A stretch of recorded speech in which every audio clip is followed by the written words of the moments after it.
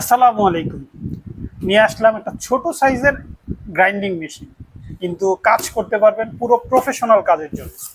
তো আমাদের ক্রাউনের সিটি ১৩,৪১০ মডেলের ৬০০ ওয়াটের অ্যাঙ্গেল গ্রাইন্ডারটা, যেটা দিয়ে আপনারা কাটিং, পলিশিং, গ্রাইন্ডিং সব ধরনের কাজ করতে পারবেন।